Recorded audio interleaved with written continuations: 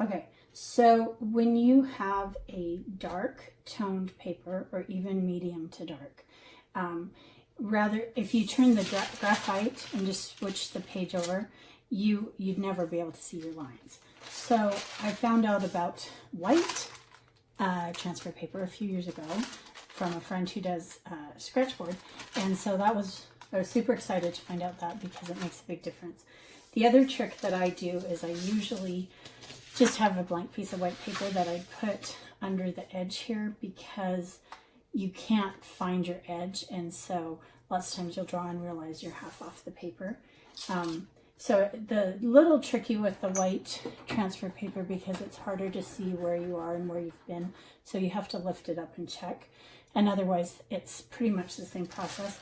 Because it's harder to see where you've been, especially because I don't really like this particular tracing paper. It's not as transparent, and so it's definitely hard to see.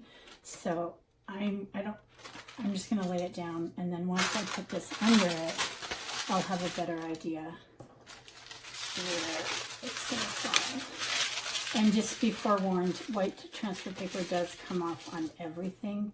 When I'm done, I'll have to wash off my mat because it will have white lines all over it. So again, I'm going to kind of, well, this is going to be a little tricky. I may not be as efficient as I usually am because it's going to be hard to see these. I'll just trace them where they're at. Usually I'll kind of scrunch it up and try and save the paper.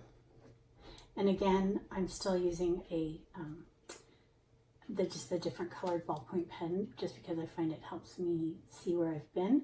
But the difference with using a transfer paper is now every mark I make is going to show up, and so I need to try and keep to my lines more tightly than I do with the when I just turn it over and use the graphite that's already there.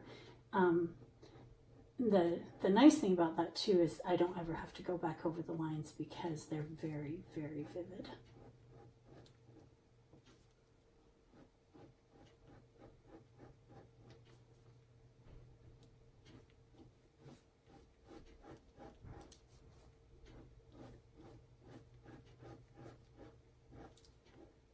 So rather than videotape the whole thing, I'll just show you this, and then I'll keep going through the process. So you can see that the line is very, very vivid, very noticeable, to the point where sometimes once I'm done cutting it out, I'll erase the edges because this white will come off on different things.